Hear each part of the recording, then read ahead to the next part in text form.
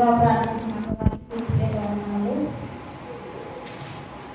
మన ప్రాముఖ్యమైన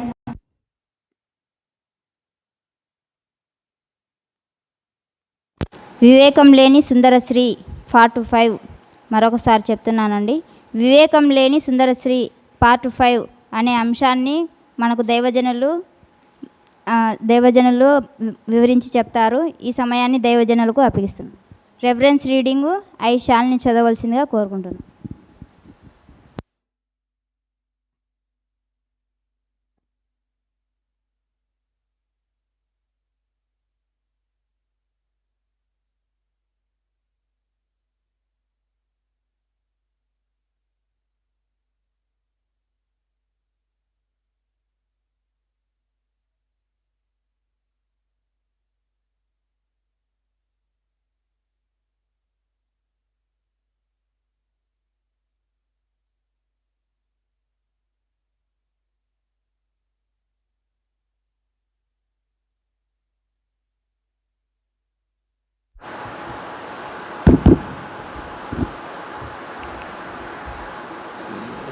fan at అవ్వచ్చు, స్లోగా తగ్గించు.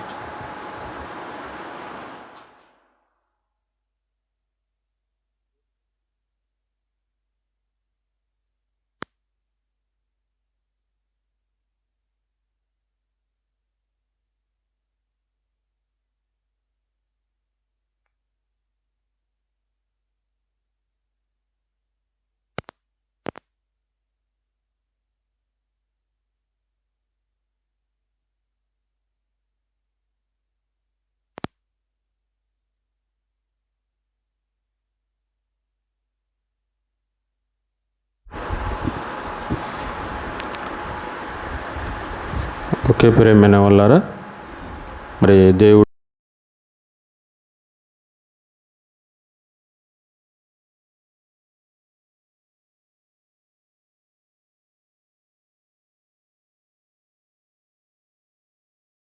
చేసుకొని వాక్య భాగంలోనికి వెళ్ళిపోదాం. అందరూ తల వంచండి.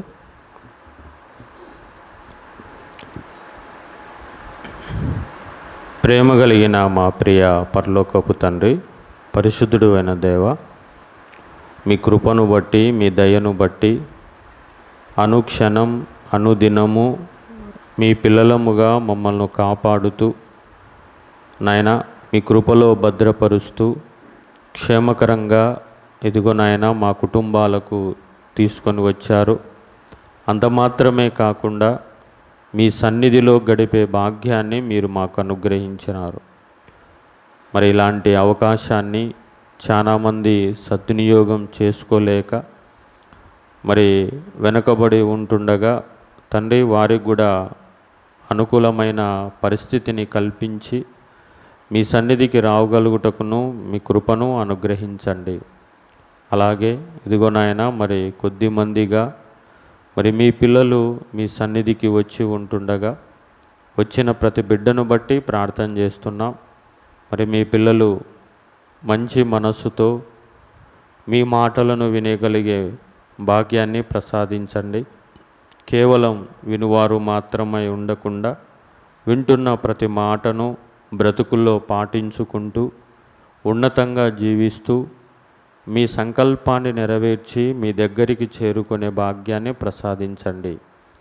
మరి ఈ సమయానికి మీ పిల్లలకు ఏ మాటలైతే మీరు సిద్ధపరిచారో ఆ మాటలన్నిటినీ చక్కగా అర్థమయ్యే రీతిలో మీ పిల్లలకు చెప్పగలిగే జ్ఞానాన్ని, వివేకాన్ని నాకును అనుగ్రహించుమని కోరుతూ యేసుక్రీస్తు వారి పేరిట ఈ ప్రార్థన మీకు సమర్పిస్తున్నాం తండ్రి. ఆమెన్. మరి చేరి వచ్చిన మరి క్రీస్తు సంఘం ఎర్రగుంటలో ఉన్నటువంటి స్త్రీల సమాజంలో ఉన్నటువంటి మీకందరికీ మన ప్రభువును రక్షకుడైన యేసుక్రీస్తు వారి నామంలో శుభములు, వందనాలు తెలియజేసుకుంటున్నాను. అలాగే సహోదరుడు మస్తానికి కూడా వందనాలు తెలియజేసుకుంటున్నాను.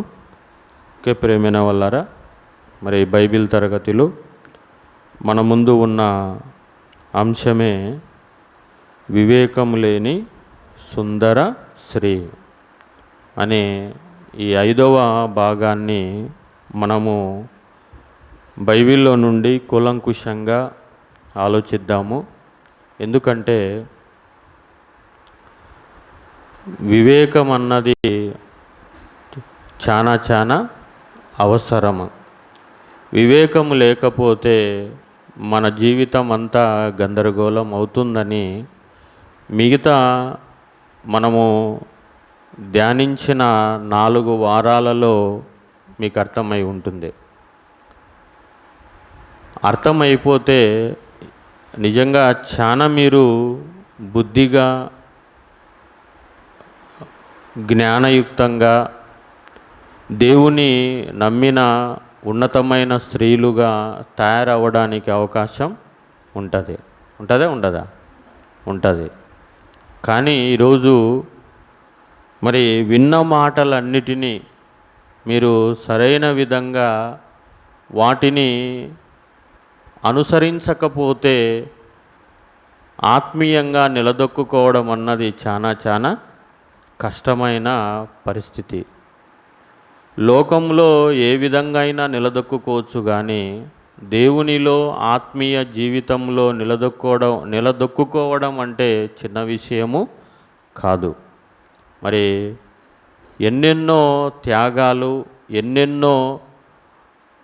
ఎన్నెన్నో బాధలను, కష్టాలను అనుభవించి బైబిల్ చరిత్రలో నిజంగా చాలా వాళ్ళు త్యాగాలు చేసి చరిత్రలో నిలబడ్డారు, స్థిరపడ్డారు.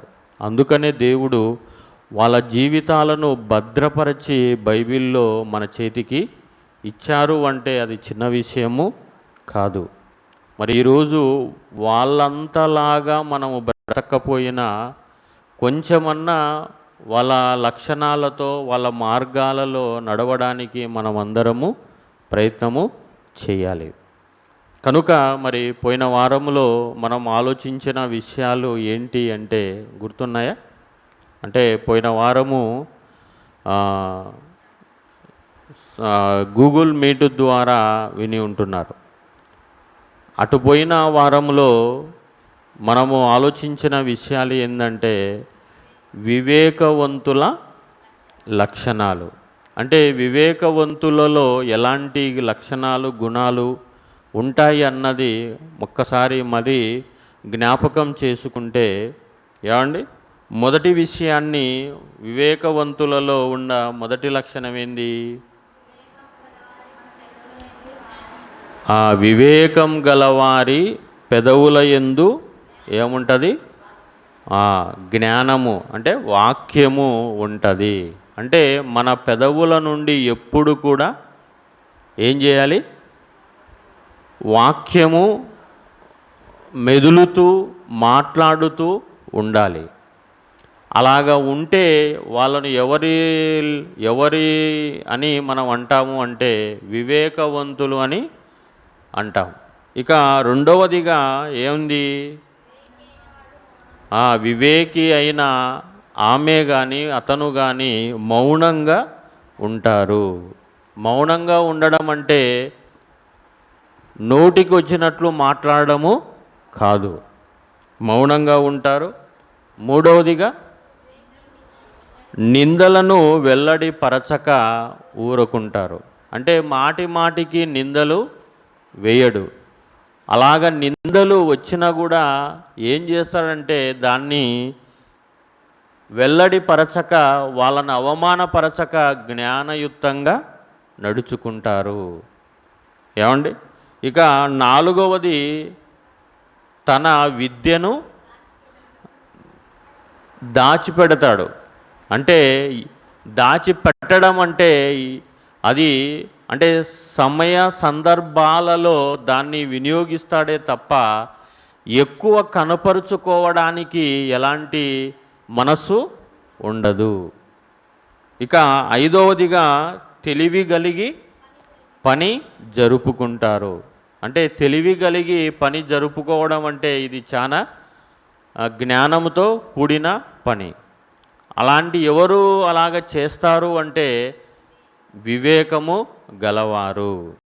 ఏమండి? మరి ఇవి మీలో మనందరిలో ఉండడానికి, అనుసరించడానికి మనం ఏం చేయాలి అంటే ప్రయత్నము చేయాలి. అలాగా ప్రయత్నం చేయకపోతే మనం ఏమైపోతామంటే అవివేకులముగా తయారు అయిపోతాము. ఇక మరొక లక్షణాన్ని మనము ఆలోచన చేయగలిగినట్లయితే సామెతల గ్రంథం చూడండి, మరొక లక్షణం ఏంటంటే వివేకవంతులలో ఉన్న మరొక లక్షణం ఏంటంటే తన నడతలను బాగుగా కనిపెడతాడు. ఏంది 6వ విషయము? తన నడతలను బాగుగా కనిపెడతాడు. దాని గురించిన మాటను మనము బైబిల్లో చూడగలిగితే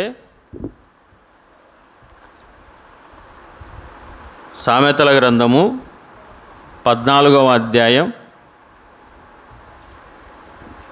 సామెతల గ్రంథం 14వ అధ్యాయం 15వ వచనాన్ని మనము చదవగలిగితే అక్కడ వ్రాయించిన మాటను ఒకసారి చూడండి జాగ్రత్తగా. సామెతల గ్రంథం 14వ అధ్యాయం 15వ వచనం, జ్ఞానము లేనివాడు ప్రతి మాట నమ్మును. అవునా? వివేకి అయిన వాడు తన నడతలను బాగుగా కనిపెట్టును. ఏం చేస్తాడంట వివేకవంతుడు? వివేకి అయిన వాడు తన అన్నాడా ఇతరులది అన్నాడా? తన అంటే నేను ఏ విధంగా నడుచుకోవాలి, నేను బాగా నడుచుకుంటున్నానా, చక్కగా నడుచుకుంటున్నాడా, నా నడత ఎలాగుంది అని కనిపెడతాడు. కానీ ఇది మనం చేస్తున్నామా? మనం ఏం చేస్తున్నాం?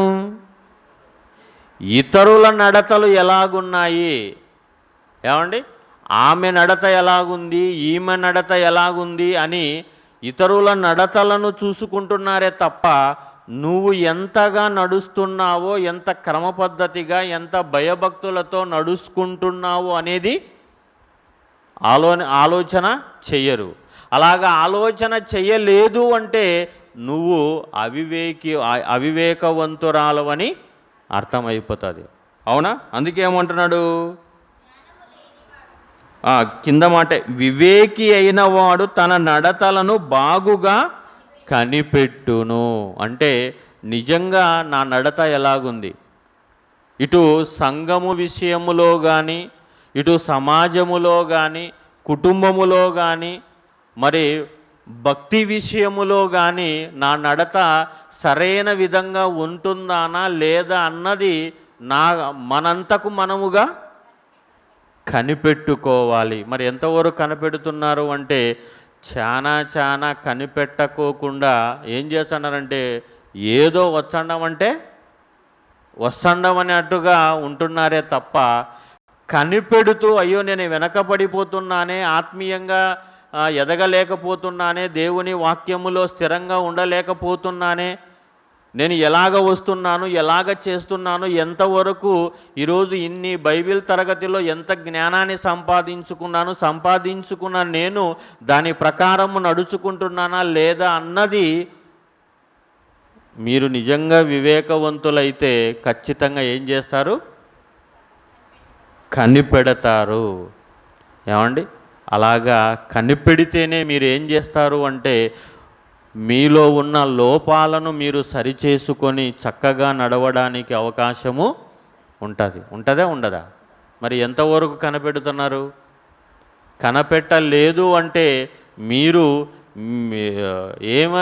ఏ లోకంలో ఉన్నారు అంటే అవివేకమైన స్థితిలో ఉంటున్నారు. కనుక ఏమంటున్నాడు? వివేకి అయిన వాడు తన నడతలను బాగుగా కనిపెట్టును. ఈరోజు ఎంతమంది తమ నడతలను కనిపెట్టుకొని దానిలో ఉన్న లోపాలను సరిచేసుకొని ఇటు కుటుంబాన్ని కానీ, ఇటు సంఘములో కానీ, తమ వ్యక్తిగత జీవితాలలో ఎంతవరకు నడుచుకుంటున్నారంటే చాలా పొరపాట్లు చేసుకుంటూ, తప్పులు చేసుకుంటూ ఏమైపోతున్నారంటే భయంకరమైన తప్పులు చేసుకుంటూ దోషులుగా నిలబడలేదా? నిలబడుతున్నారు. అలాంటి వారుగా సంఘములో మీరు లేకోకుండా ఎవరో మిమ్మల్ని ప్రశ్నించవలసిన అవసరత లేదు. అలాగా ఇతరులు మిమ్మల్ని ప్రశ్నించకోకుండా మీలో ఉన్న తప్పులను ఇతరులు ఎత్తి చూపకోకుండా ఉండాలి అంటే దానికంటే ముందు ఏం చేయాలి? మీ నడతలను మీరే కనిపెట్టుకోవాలి. ఒరే పలాని విషయంలో నన్ను అంటున్నారు, పలాని విషయంలో నన్ను క్వశ్చన్ చేస్తున్నారు, పలాని విషయంలో ప్రతిసారి నాకు చెబుతున్నారు, ఛీ ఏంది ఇది, సారికి ప్రతిసారి నేను చెప్పించుకోవాలన్నా, ప్రతిసారి నేను ఈ తప్పు చెయ్యాలన్నా అని అలాగ చెయ్యకోకుండా నా నడత మార్చుకోవాలి. అలాగ మార్చుకుంటే నువ్వేమైపోతావంటే ఖచ్చితంగా వివేకవంతురాలివి అవుతావు.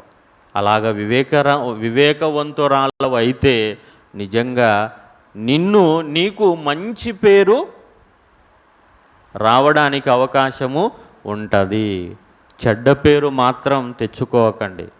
ఎందుకంటే చెడ్డ పేరు వస్తే అది నిజానికి ఏ స్థితికి నిన్ను దిగజారిపోతుంది అంటే నీ భక్తి జీవితానికే వెనక పడిపోవడానికి అవకాశం ఉంటుంది. కనుక వివేకవంతుల లక్షణాలలో ఏంది అంటే మీ నడతలను మీరు బాగుగా ఉత్త కనిపెట్టడం కాదాడ, ఏం చేయమంటున్నాడు? బాగుగా కనిపెట్టాలి. ఆమె కనిపెట్టకుండా బయట కూర్చొంది.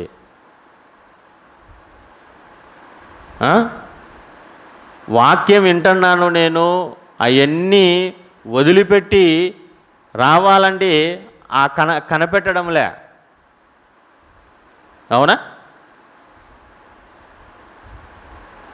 దేవుని సన్నిధికి వచ్చిన తర్వాత, మందిరానికి వచ్చిన తర్వాత మనటన్నీ పక్కన పెట్టేసుకొని ఈ 3/4 గంట సేపు ప్రశాంతంగా దేవుని సన్నిధిలో మనము గడపాలి. ఏమండి? అలా గడిపితేనే మీ నడతలను బాగుగా కనిపెట్టేవారుగా ఉంటారు. అవునా? తర్వాత నెక్స్ట్ది, వివేకవంతులు తమ జీవితాలలో చక్కగా ప్రవర్తించడం జరుగుతుంది. మరొక లక్షణం ఏంటంటే 6వది 7వది చక్కగా, వివేకవంతులు చక్కగా ప్రవర్తిస్తారు. ఎంత చక్కగా అంటే ఇక ఇష్టం వచ్చినట్టుగా నడుచుకోరు. అలాగ నడుచుకుంటున్నావు అంటే నువ్వు వివేకవంతురాలివి కాదు. అందుకనే దేవుడు చెబుతూ ఏమంటున్నాడు? 15వ అధ్యాయం సామెతల గ్రంథము 15వ అధ్యాయం. ఏమ్మా కూర్చోంగా లోపలికి.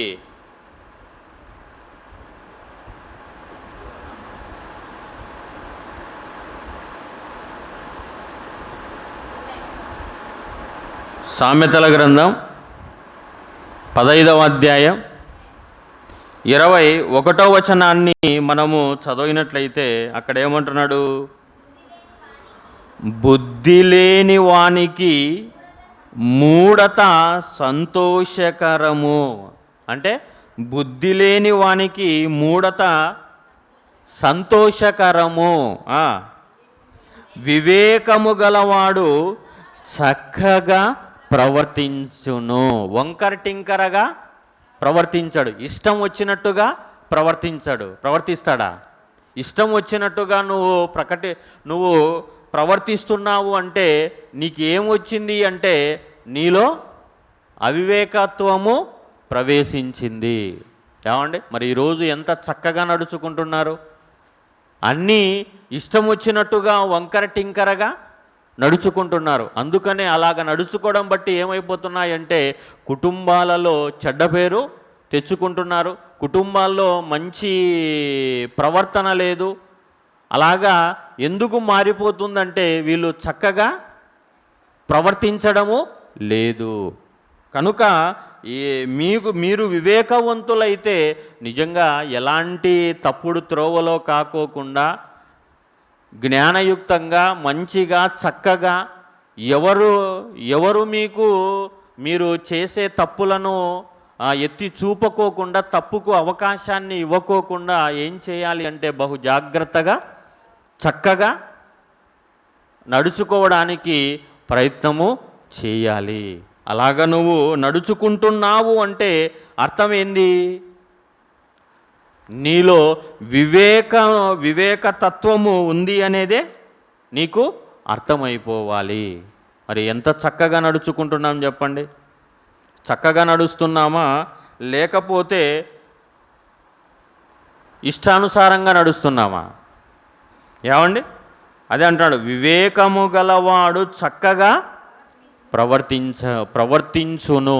నువ్వు చక్కగా నిర్లక్ష్యంగా ఉంటున్నావు అంటే నిజంగా నీలో వివేకము లేదు అనే అర్థము.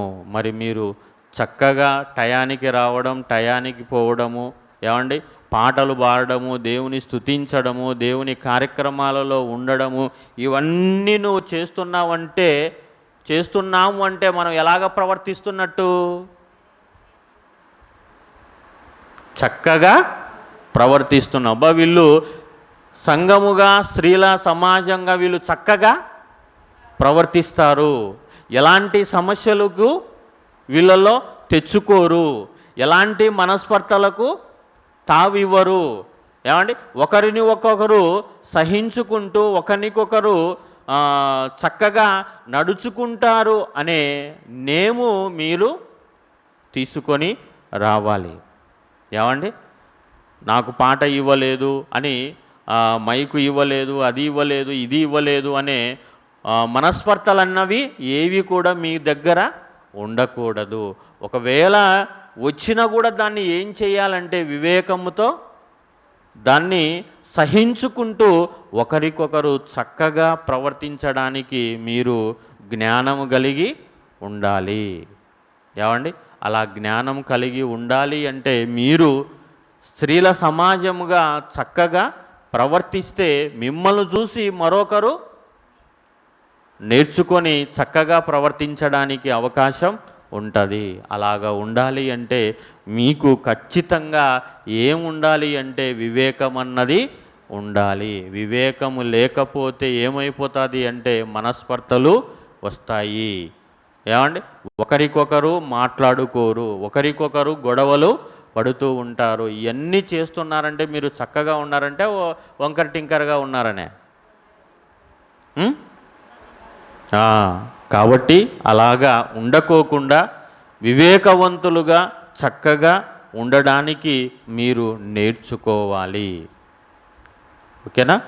మరొకటి 8వదిగా మనం ఆలోచిస్తే వివేకవంతుల లక్షణాలలో 8వది ఏది అంటే ఇవన్నీ మీరు జ్ఞాపకం పెట్టుకుంటేనే అలాగా ఉండడానికి ఇలాంటి లక్షణాలు మీరు బయట చూపించగలం. ఏదో విని వెళ్ళిపోతే ఏమాత్రము వివేకవంతులమని మనము అనిపించుకోవడానికి అవకాశమే లేదు. ఉంటుందా? ఉండదు.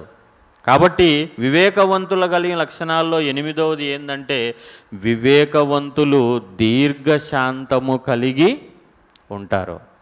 ఎలాగుంటారు? దీర్ఘశాంతం. ఈ దీర్ఘశాంతం మనకుంటుందా? ఒక చిన్న మాట అంటానే మనం ముడుచుకుంటాం, మాట్లాడం. అలాగ ముడుచుకుంటున్నావు, మాట్లాడడం అంటే నీకేమీ లేదు, శాంతం లేదు. శాంతం కంటే ఇంకా గొప్పది ఏంటంటే దీర్ఘ శాంతం. అవునా? అలాంటి దీర్ఘశాంతం ఈరోజు మనలో లేదు. మరి ఎవరిలో కనపడుతుందంటే నిజంగా దేవునిలో ఇది దీర్ఘశాంతం అన్నది 100% కనపడుతుందా? కనపడలేదా? ఈరోజు నిజంగా మనము ఉదయం లేచిన దగ్గర నుంచి రాత్రి పడుకున్నంత వరకు ఏమండి ఎన్ని తప్పులు చేస్తున్నాం, ఎన్ని పాపాలు చేస్తున్నాం, దేవుణ్ణి ఎన్నిసార్లు మరిచిపోతున్నాం, ఎన్నిసార్లు దేవునికి విరోధంగా జీవిస్తున్నప్పటికీ దేవుడు మనపైన ఏం చూపుతున్నాడు? దీర్ఘశాంతము చూపుతున్నాడు గనుకనే ఈ రోజుటికి మనము సజీవంగా బ్రతికి బట్ట కట్టగలుగుతున్నాం. అంతేంటారా కాదంటారా? ఏమండి, ఇంతగా మనము తప్పులు చేస్తున్నప్పటికీ ఇంతగా బ్రతికిపోతున్నాము అంటే ఏం చేస్తున్నామంటే దేవుడు మన మీద దీర్ఘశాంతముతో కనిపెడుతున్నాడు. ఇదిగో మారుతుంది, ఇదిగో ఈ క్లాస్ అన్న విన్న తర్వాత అయినా మారుతుంది అని ఎదురు చూస్తూ ఏమండి మన మీద దేవుడు ఎలా ఉన్నాడు అంటే దీర్ఘశాంతముతో ఉన్నాడు. అందుకే చూడండి ఒక మాట, ఈ మాటకు సంబంధించిన వచనాన్ని మనము పరిశీలన చేయగలిగినట్లయితే ఇదే సామెతల గ్రంథం 14వ అధ్యాయం 29వ వచనం. ఇదే సామెతల గ్రంథం 14వ అధ్యాయం 29వ వచనాన్ని మనము చదవగలిగితే అక్కడ ఏమంటున్నాడు చూడండి, దీర్ఘ శాంతము గలవాడు మహా వివేకి. చూడండి, ఉత్త వివేకి కాదు, ఏమంటున్నాడు? మహా వివేకి. మరి ఈరోజు మనం ఏమన్నాం, ఎలాగున్నామంటే మహావివేకం కాదు, మహామూఢులంగా ఉంటున్నాం, మూర్ఖులముగా ఉంటున్నాం. ఎందుకు అంటే ప్రతి చిన్నదానికి పెద్దదానికి మనము ఏమైపోతున్నామంటే కోపడుతున్నాం, ఆవేశంగా నడుచుకుంటున్నాం. అలాగ నడుచుకుంటున్నాము అంటే మనలో ఏమి లేదు,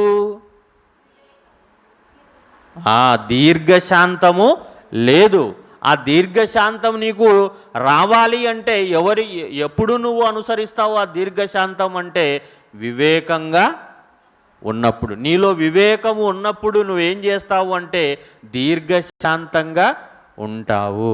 ఈరోజు అలాగా ఉన్నాము కాబట్టి దేవుడు మన మీద అలాంటి దీర్ఘశాంతము చూపుతున్నాడు గనుకనే ఈ రోజుటికి మనము దేవుని కోపానికి గురి కావడము లేదు. ఈరోజు అలాగ దీర్ఘశాంతముతో ఓర్పుతో సహనముతో ఉంటున్నాము గనుకనే నిజంగా సంఘములో ఉన్న వారు బలహీనులైనప్పటికీ కూడా వాళ్ళను ఓర్చుకుంటూ మనం పోతున్నామంటే అర్థం ఏంది? మనం ఏం చేస్తున్నామంటే ఓర్పుతో సహనముతో దీర్ఘశాంతముతో వాళ్ళను రాబట్టుకోవడానికి మారతారు అని ఓర్పుతో దీర్ఘశాంతముతో ఎదురు చూస్తున్నాం. ఎందుకు ఎదురు చూస్తున్నామంటే ఇదిగో వాళ్ళల్లో మార్పును కోరుకుంటున్నాం. మార్పు రావాలి వాళ్ళల్లో, వాళ్ళు వచ్చి నిజంగా వాళ్ళు కూడా వివేకంగా నిజంగా దేవుడు మెచ్చే విధంగా ఉండడానికి ప్రయత్నము చేయాలి అని అంటున్నాడు. ఏమండి, ఇంకేమంటున్నాడు చూడండి, దీర్ఘశాంతము గలవాడు మహా వివేకి ముంగోపి మూఢత్వమును బహుమానముగా పొందును అన్నాడండి. ముంగోపి అంటే మూఢుడు అంటే మూర్ఖుడు. అలాంటి మూర్ఖునికి ఎలాంటి గిఫ్ట్ వస్తుందట? మూఢత్వము బహుమానముగా పొందును. కాబట్టి ఏ విషయంలో కూడా మనం మూఢత్వాన్ని మూర్ఖత్వాన్ని పక్కన పెట్టేసి వివేకాన్ని సంపాదించుకోవడంలో వివేకం కలిగి ప్రవర్తించడానికి మనము ఖచ్చితంగా నేర్చుకొనవలసిన వారముగా ఉంటున్నాము. అలాగా ఉండడానికి మనము దేవుణ్ణి అడగాలి. ఏమండి, దేవుణ్ణి మనం ఏం అడగాలి అంటే ప్రతిసారి నాయన ఇదిగో ఇలాంటి లక్షణాలు కలిగిన వివేకాన్ని నాకు ప్రసాదించు. నాలో ఎన్నో అవివేకపు లక్షణాలు ఉన్నాయా లేదా? వివేకం లేని లక్షణాలు ఎన్నో ఉన్నాయని మనకు ముందు క్లాసుల్లో నేర్చుకున్నాం. కానీ అలాంటి అవివేక లక్షణాలు కాకోకుండా వివేకం కలిగిన లక్షణాలతో నన్ను మలుచు తండ్రి, వీటిని నేర్చుకోవడానికి నాకు అవకాశం ఇవ్వు అని మనం ఖచ్చితంగా తండ్రిని అడుగుతూ ఇప్పుడు బైబిల్లో వ్రాయించిన ఈ మాటలను మనము వాటి ప్రకారం నడుచుకోవడానికి ప్రయత్నము చేయాలి. అలాగ చేస్తే ఏమైపోతామంటే ఖచ్చితంగా వివేకవంతుల లక్షణాలు మనలో వస్తాయి. అలాగా రావడానికే ఏమండి ఈ మాటలన్నీ మీకు నేర్పించడము జరుగుతుంది. ఓకేనా? ఇది 8వ లక్షణం. ఇక 9వదిగా ఇది చాలా ప్రాముఖ్యమైనది. అది ఇప్పుడు మీలో కొందరు చేస్తున్నారు, అనుసరిస్తున్నారు. ఏంది అంటే సామెతల గ్రంథం 9వ లక్షణం 19వ అధ్యాయం, సామెతల గ్రంథం 19వ అధ్యాయం 25వ వచనాన్ని మనము చదవగలిగితే ఏంది అది? ఈ మాట చదివి ఆ లక్షణం మీరు చెప్పండి. సామెతల గ్రంథం 19వ అధ్యాయం 25వ వచనం. అపహాసకులు దండింపబడగా చూచి జ్ఞానము లేని వారు జ్ఞానమును నొందుదురు. ఏమండి, ఎవరైనా అపహాసకులను దండింపబడగా చూచి జ్ఞానులు ఏం చేయాలి? జ్ఞానమును పొందుకోవాలి. పొందుకోవాలా లేదా?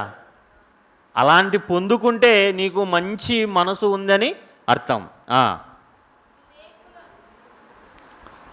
ఈ మాట చూడండి, వివేకులను గద్దించిన ఎడల వారు జ్ఞానవృద్ధి నొందుదురు. మళ్ళీ చదవండి ఆ మాట.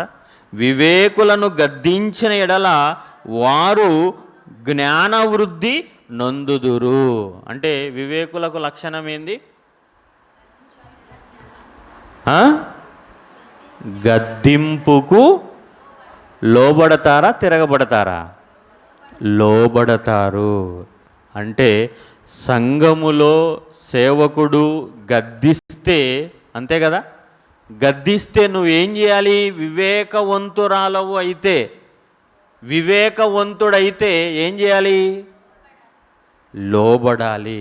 నువ్వు తిరగబడుతున్నావు అంటే అర్థం ఏంది?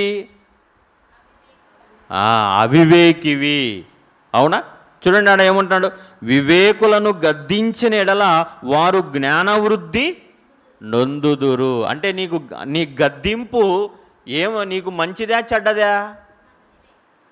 మంచిదే. అవునంటారా కాదంటారా? ఈరోజు నేను చాలాసార్లు గద్దిస్తుంటున్నాను.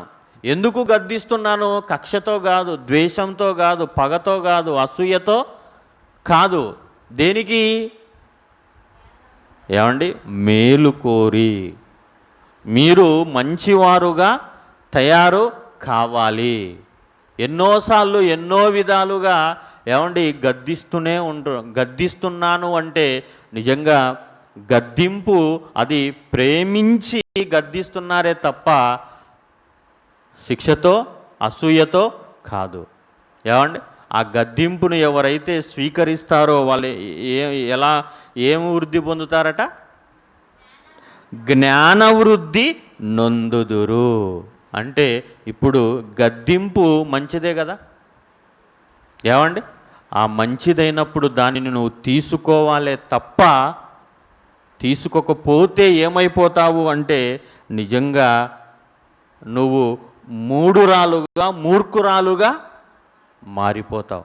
మూర్ఖురాలుగా మారిపోతే ఇక నీవు బాగుపడడం అన్నది చాలా కష్టం. కష్టమా సులువా? కష్టం. కాబట్టి నిజంగా వివేకులు ఏం చేస్తారు అంటే గద్దింపుకు లోబడతారు. కాబట్టి నిన్ను ఏ సమయంలో ఏ దానికి గద్దించాడో, ఎందుకు గద్దించాడో అనేది నువ్వు గమనిస్తే నిజంగా ఆ గద్దింపుకు లోబడి ఆ విషయంలో నువ్వు మార్చుకొని ఏమండి చక్కగా ప్రవర్తించడానికి అవకాశము ఉంటుందా? ఉంటుంది ప్రేమైన వాళ్ళరా. కనుక నిజంగా గద్దింపు గురించి దేవుడు బైబిల్లో చాలా విషయాలను వ్రాయించాడు. ఎంత మంచి విషయాలను వ్రాయించాడు అంటే అన్ని మంచి విషయాలను వ్రాయించాడు. ఏమండి, అలాగా ఆ గద్దింపుకి ఎవరైనా లోబడితే నిజంగా వాళ్ళు ఖచ్చితంగా ప్రయోజకులు అవుతారు. అవుతారా కారా? అవుతారా అండి. ఎందుకంటే అలాంటి గొప్ప గొప్ప మాటలను గద్దింపులో దేవుడు వ్రాయించాడు. చాలామంది ఏం చేస్తారంటే నన్ను మాటి మాటికి గద్దించాడు, మాటి మాటికి నన్నే అంటున్నాడు అని మనస్తాపము చెంది సంఘానికి రాకోకుండానే మానుకుంటారు. అలాగ మానుకుంటావు అంటే నువ్వు ఏమైపోతావు అంటే ఇంకా ఏమైపోతావు అంటే దేవునికి పరిచర్యకు ఇంకా దూరమై పోతావు. అలా పోకోకుండా నువ్వు ఉండాలి అనే కదా. ఏమంటే స్కూల్లో టీచర్లు ఎన్నిసార్లు మనల్ని గద్దించాడు పిల్లల్ని. నువ్వు గద్దించిన నేను టీచర్ నేను స్కూల్కి రానంటే ఏమైపోతాడు? ఏమైపోతాడు?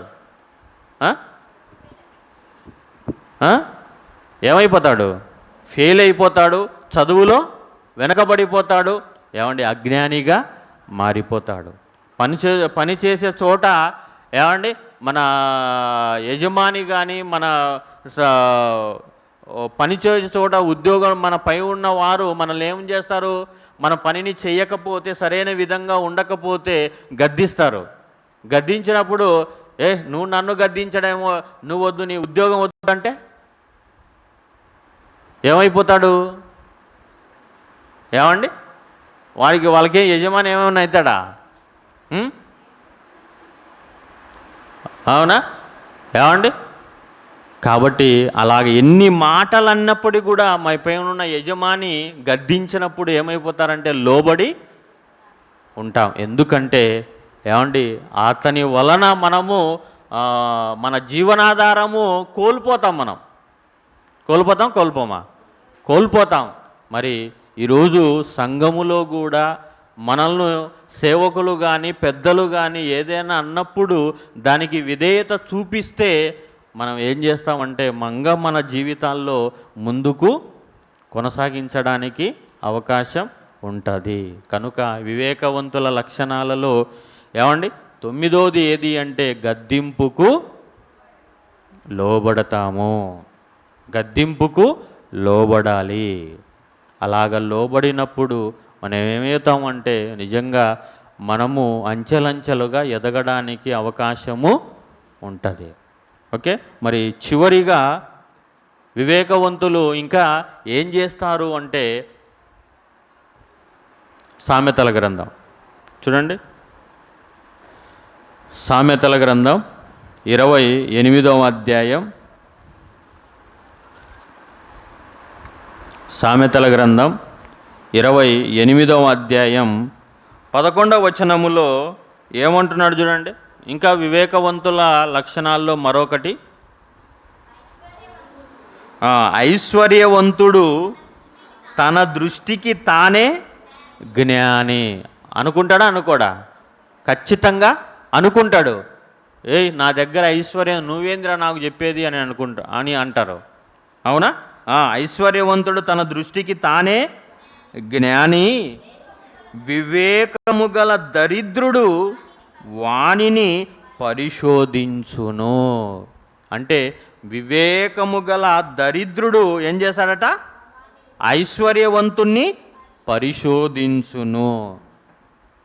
అవునా? ఏం చేస్తావు అంటే పరిశోధిస్తావు. ఏమంటే ప్రతి దాన్ని నువ్వు గుడ్డిగా నమ్ముతావా?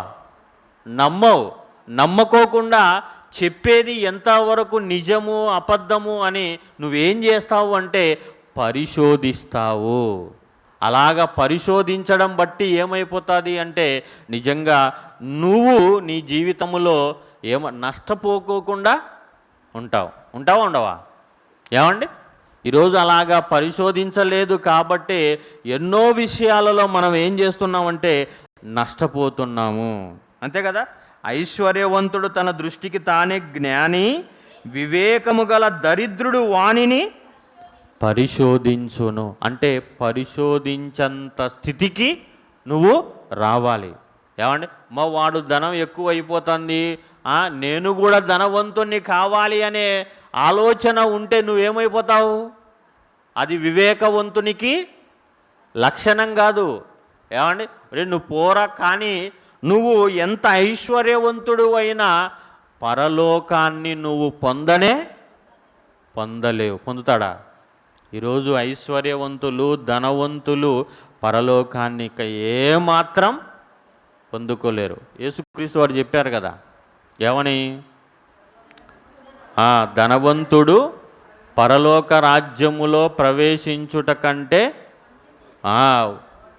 ఒంటే సూది బెజ్జములో దూరుట సులువు అన్నాడు. దూరుతుందా? అంటే అంత కష్టమైనది. అట్టటప్పుడు అంత కష్టమైనప్పుడు నువ్వు వారిని గురించి నువ్వేంది ఆలోచిస్తావు. ఆయన నువ్వు ఎంతైనా సంపాదించుకో, ఎంతైనా సుఖభోగాలను అనుభవించు, కానీ నీవు ఖచ్చితంగా భయంకరమైన నిత్యాగ్నిలోనికి జారిపోతావు. ఏమంటే ఇలాంటి పరిశోధనతో నువ్వు ఉండాలి. అలాగా ఎప్పుడు నువ్వు పరిశోధిస్తావు అంటే మనలో వివేకము ఉన్నప్పుడు. అందుకనే ఏమంటాడు? వివేకము గల, అంటే నీకు వివేకం ఉన్న నువ్వు దరిద్రుడు అయిన ఐశ్వర్యవంతుని కంటే గొప్పవాడివి కాదా? ఖచ్చితంగా గొప్పవాళ్ళం అవుతాం. అదే అంటున్నాడు, వివేకము గల దరిద్రుడు వానిని పరిశోధించును. కాబట్టి అలాగ పరిశోధించి పరీక్షించి మనం ఏం చేయాలి అంటే వివేకవంతులముగా తయారు కావాలి. ఏమండి, మరి ఇన్ని లక్షణాలలో నిజంగా వివేకాన్ని మనము కలిగి ఉంటే ఎన్ని మంచి లక్షణాలు ఉన్నాయి చెప్పండి. ఉన్నాయా లేవా? మరి ఆ వివేకము, ఇన్ని మంచి లక్షణాలు కలిగిన వివేకాన్ని ఈరోజు మనము పొందుకోలేకపోతున్నాము. గనుకనే మనం ఏం చేస్తున్నాము అంటే నిజంగా దేవునిలో, దేవుని కార్యక్రమాలలో, దేవుని పనిలో మనం ఏం చేస్తున్నామంటే వెనకబడి పోతున్నాం. కాబట్టి మరి మీరు అలాగ వెనక పడిపోకుండా ఇలాంటి వివేకపు వంతుల లక్షణాలను కలిగి నిజంగా సంఘములో ఏమండి ఎలా ఉండాలి అంటే ఎర్రగుంటలో ఉన్న సంఘములో ఉన్న స్త్రీల సమాజం వారందరూ ఎలాగ అనిపించుకోవాలా? వీళ్ళు వివేకులు. ఏమండి, అలాంటి స్థితిని మీరు తెచ్చుకోవాలే తప్ప మీకు మీరుగా ఐక్యత లేక, మీకు మీరుగా ఒకరికొకరు సహించుకోలేక వెళ్ళిపోతే ఏమంటారంటే అవివేకులు అని అనడానికి అవకాశం ఉంటుంది. కనుక ఆ విధంగా మీరు ఉండకోకుండా వివేకం కలిగిన స్త్రీలుగా ఇలాంటి లక్షణాలు అన్నీ మీలో రావడానికి మీరు ప్రయత్నము చేస్తే మీకు చక్కగా దేవునిలో, దేవుని పనిలో నిజంగా దేవుడు మెచ్చే స్త్రీలుగా మీరు ఉండడానికి అవకాశం ఉండదా? మళ్ళీ చెప్పండి ఒకసారి, అన్ని లక్షణాలు ఒకసారి మళ్ళీ గుర్తు చేసుకోండి. మొదటిది ఏంది? వివేకం కలిగిన వారిలో పెదవుల యందు దేవుని వాక్యము ఉంటుంది. సమయ సందర్భాల్లో వచ్చినప్పుడు ఖచ్చితంగా ఏదో ఒక విధంగా దేవుని మాట వేసి నిజంగా వాళ్ళను దేవుని గురించి ఆలోచింపచేసేవారుగా ఉండాలి. రెండవది మౌనంగా ఉంటారు. మౌనంగా ఉండడం అంటే ఏ విషయంలో? అవునా? ఎంతగా మాట్లాడాలనో అంతే మాట్లాడాలి. మళ్ళీ మూగెద్దుగా ఉండకూడదు. ఎన్ని మాటలు అంటున్నా ఏమంటారు? ఉలకరు పలకరు, పూడుబాములాగా ఉంటారు. అంటే అర్థం ఏంది? మరి అంత ఘోరంగా ఉండకూడదు, మౌనంగా ఉంటారు. మూడోది నిందలను వెల్లడిపరచక ఊరకుంటారు. అంటే ఎన్ని మీద నిందలు పడినా ఆ నిందలను భరించుకుంటూ ఉంటారే తప్ప, చూడు నన్ను ఏమైనా అంటున్నారు వాళ్ళు అని నీ ఇతరులతో నీ నిందలను నువ్వు గూర్చి చెప్పుకోకూడదు. 4వది, తన విద్యను దాచిపెడతాడు. 5వది, తెలివి కలిగి పని జరుపుకుంటారు. 6వది, తన నడతలను బాగుగా కనిపెడతారు. 7వది, చక్కగా ప్రవర్తిస్తారు. 8వది, దీర్ఘశాంతము కలిగి ఉంటారు. 9వది, గద్దింపుకు లోబడతారు. 10వది, ప్రతి దానిని పరిశోధిస్తారు. అలాగా పరిశోధిస్తే ఏమైపోతారు అంటే నిజంగా మీరు వివేకవంతులుగా, నిజంగా దేవుని పనులు నిజంగా దేవుడు మీకు ఎన్నో అప్పజెప్పడానికి చేయడానికి అవకాశము ఉంటుంది. ఉంటుందా ఉండదా? ఉంటుంది.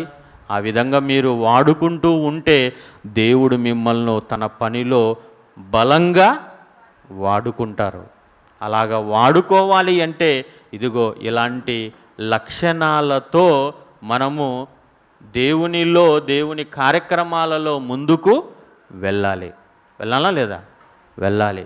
అలాగా వెళుతూ వివేకవంతులుగా సంఘములో ఉంటూ ఎలాంటి రిమార్కు మీకు పడకోకుండా జాగ్రత్తగా చూసుకోవడానికి మీరు సిద్ధపడి ఉండాలి. ఉండాలి. ఎందుకంటే పరిస్థితులు దారుణంగా వస్తున్నాయి. ఎప్పుడు ఏమి జరుగుతుందో ఎవరికి అనేది తెలియదు. అలాంటప్పుడు నిజంగా కొన్ని సంఘటనలు చూస్తూ ఉంటే జీవితం ఏమైపోతుంది, ఎలాంటి పరిస్థితి వచ్చి పడుతుందో అనేది భయము వస్తుందా రాలేదా? వస్తుంది ప్రేమైన వాళ్ళారా. కాబట్టి ఇప్పుడు దేవుడు మనకు క్షేమకరమైన జీవితాన్ని ఇచ్చినప్పుడే దీన్ని మనము చక్కగా వినియోగించుకుంటూ దేవుని పనిలో మనము సాగిపోవడానికి ప్రయత్నము చేయాలి. ఏదైనా అనారోగ్యం వచ్చి పడితే ఏం చేస్తాం చెప్పండి? చేస్తామా?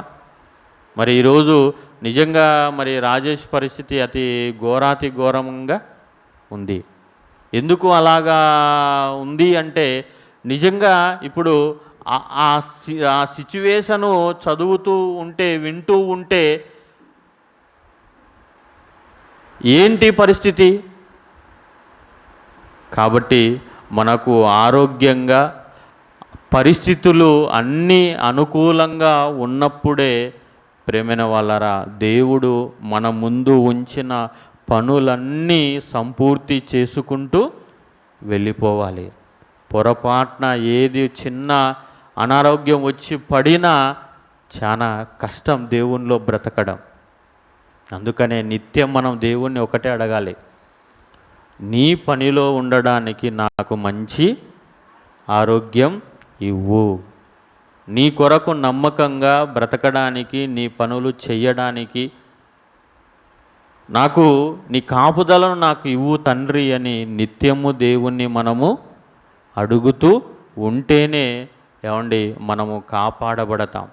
లేదా ఏమాత్రం జీవితాన్ని నిర్లక్ష్యం చేసినా హాస్పిటల్ పాలైనామా చూచే నాదుడు ఎవరు కూడా ఉంటారా? ఉండరు. కష్టం ఎంతవరకు వస్తారు చెప్పండి? బంధువులు ఎంతవరకు మనమైనా ఆదుకుంటాం చెప్పండి? అవునంటారా కాదంటారా? మరి కర్నూలులో అతనికి ట్రీట్మెంట్ ఇచ్చినప్పుడు సుమారుగా 20,000 ఖర్చు చేశాం.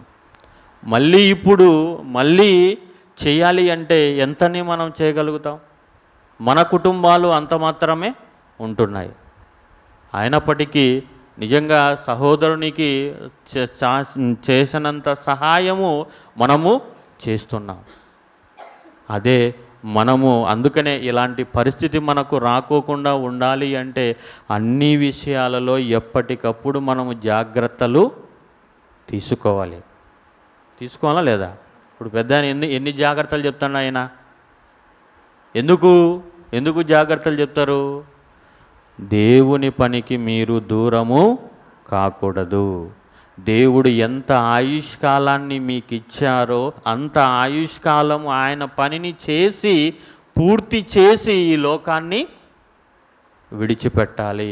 అలాగ విడిచిపెట్టడానికి మీరు ప్రాముఖ్యంగా ఆరోగ్యాన్ని జాగ్రత్తగా చూసుకోమని పదే పదే ఎందుకు చెబుతున్నాడు అంటే, ఏమండి, దేవుని పనికి మనం దూరము కాకూడదు అని. కాబట్టి అలాగా మరి మీరు ఇలాంటి వివేకవంతుల లక్షణాలతో అనుదినం ఒకటిగా ఒకటి నేర్చుకుంటూ తలుచుకుంటూ ముందుకు వెళ్ళగలిగితే నిజంగా మంచి సాక్ష్యం మన మీద ఉంటుంది. దేవుడు కూడా ఎలాంటి ఆపదలు వచ్చినా కాపాడడానికి సిద్ధంగా ఉంటాడు. నిజంగా ఎన్ని ఆపదలు వచ్చాయంటే రాజేష్కు అన్ని ఆపదలు వచ్చాయి. ఎప్పుడో ప్రాణము పోవలసింది, కానీ నిజంగా ఎన్నో చావు దెబ్బలు తగిలినా దేవుడు బ్రతికిస్తున్నాడంటే కారణం అతను దేవుని కొరకు బ్రతికే తీరు. ఒకసారి మా మిద్దె మీద నుంచి కింద పన్నాడు. మిద్దె మీద నుంచి కింద పడినప్పటికీ కూడా తలకే మంచి గాయం తగిలింది, కానీ దేవుడు కాపాడాడు. అలాగా ఎన్నిసార్లు కింద పడినా ఈరోజు కాపాడుతూ ఉంటున్నాడు అంటే నిజంగా ఒక్కటే, దేవుని యందు భయభక్తులు కలిగిన జీవితం. అలాంటి జీవితాన్ని ఈరోజు మనమందరం కలిగి దేవుని కొరకు నమ్మకంగా బ్రతకగలిగితే దేవుని కాపుదల అనేది మన మీద ఉంటుంది. అలాగా ఉండడానికి ఒకరికొకరం సహాయ సహకారాలు అందించుకుంటూ, ఏమండి, అలాగా మన కుటుంబములో ఉన్న వారికి ఆపద వస్తే ఏ విధంగా మనము స్పందిస్తామో ఈరోజు సంఘములో మన సహోదరుల మధ్య వచ్చిన ఆపద కూడా వచ్చినప్పటికీ కూడా మనం అందరం కూడా అలాగనే స్పందించే మనసు మనకు ఉంటే ఎవరు కూడా సంఘానికి దూరము కాలేరండి. అవుతారా? ఏమంటే ఇంకా మనలో నేర్చుకునేటి చాలా ఉన్నాయి. ఒకరికొకరు ఆదుకోవడం అన్నది చాలా ఉన్నాయి. అవి ఇంకా మనము ఆ స్థితికి రీచ్ కావడంలే.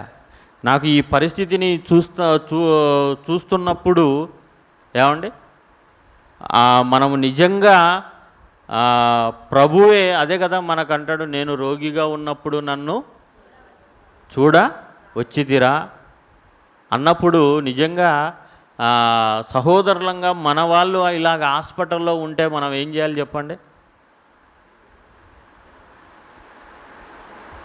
ఖచ్చితంగా చూడవలసిన పరిస్థితి. రేపు శనివారము పోదాం అనుకున్నాను నేను, కానీ వాళ్ళు వచ్చేస్తున్నారు. ఏమండి, ఇలాగా కుటుంబంలో ఒకరే అంటే నాకు సాయంత్రం వచ్చిన ఆలోచన, మనము ఈ సంఘంలో ఇంతమంది ఉన్నప్పుడు ఏమంటే ఒక్కరే అన్ని దినాలు ఆడ హాస్పిటల్లో ఉండాలి అంటే చాలా ఎవరికైనా కష్టమే కాదా? ఏమండి, ఇప్పుడు నాకే సమస్య వచ్చింది అనుకోండి, నాకు సమస్య వచ్చినప్పుడు ఎవరు ఉంటారు చెప్పండి? నా బంధువులు ఎప్పుడు వాళ్ళు అంత ప్రేమ ఉంటే నాతో అన్నిసార్లు ఉంటారా ఉండరా? ఉంటారు. ఏమండి, అలాగే ఈరోజు ఎవరు లేరు అనుకోండి, అప్పుడు ఎవరు ఆదుకోవాలి? ఏమండి, సంఘ సభ్యులంగా మనమే ఆదుకోవాలి. అందుకే నాకు సాయంత్రం వచ్చిన ఆలోచన ఏంటంటే, ఇలాగ ఎవరికైనా మనకు వచ్చినప్పుడు ఏమండి, ఒకరు ఒకరోజు లేకపోతే 2 రోజులు, మరొకరు 2 రోజులు అలాగా ఉంటే నిజంగా ఎంత ఆదరణ ఉంటుంది చెప్పండి? ఉంటుందా ఉండదా? కానీ ఇది ఆ మనసు మనకు రావాలి. కానీ ఇది రావాలి అంటే అంత ఈజీ కాదు. ఉంటారా కాదంటారా? ఏమండి, భవిష్యత్తులో ఏమి జరుగుతుందో అనేది కూడా కొంచెము సాయంత్రంలో అది మధ్యాహ్నం నుంచి నాకు చాలా టెన్షన్గా ఉంది. కానీ ఏది ఏమైనా దేవుడు ఉన్నాడు అనే నమ్మకముతో మనము దేవుని మీద విశ్వాసముతో ముందుకు వెళ్ళిపోతే దేవుడే తన కాపుదలను మనపైన ఉంచుతాడు. కాబట్టి ప్రేమైన వాళ్ళారా, ఆలోచించండి. ఆలోచించి మరి ఇలాంటి వివేక తత్వపు లక్షణాలతో మనము ముందుకు వెళుతూ భవిష్యత్తులో కేవలం మాటలతో కాకుండా చేతలతో మనం చూపించడానికి ప్రయత్నము చేయాలి. మాటలు ఎన్నైనా మనం మాట్లాడతాం, కానీ మాట్లాడిన కొన్ని మాటల్లో మన చేతల్లో చూపిస్తే ఎంత గొప్పగా ఉంటుంది. అలాగా ఉండాలి అని మనసారా కోరుతూ మరి సహోదరు నిమిత్తం అందరూ మరి మీ పర్సనల్ ప్రార్థనలో జ్ఞాపకం చేసుకోండి.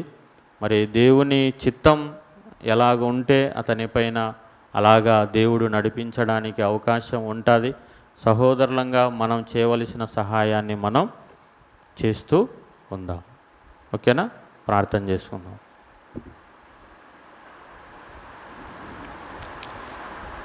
మరి ఈ సమయంలో రేపు ఒకటేసారి చివరి ప్రార్థన చేసుకుందాం. పాంప్లెట్లు అవి ఉన్నాయి.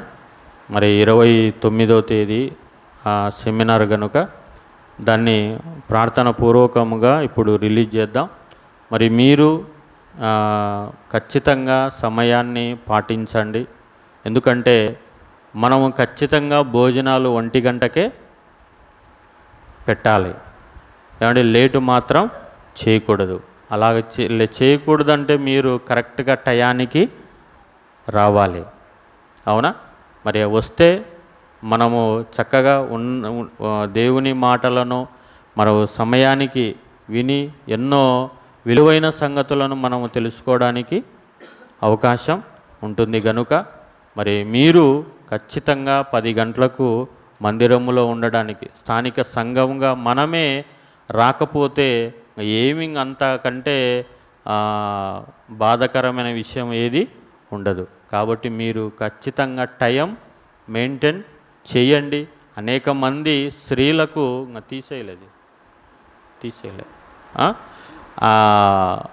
అనేక మంది స్త్రీలకు తెలియజేసి చక్కగా ఆ కార్యక్రమాన్ని ముందుకు నడిపించుకోవడానికి ప్రయత్నం చేద్దాం.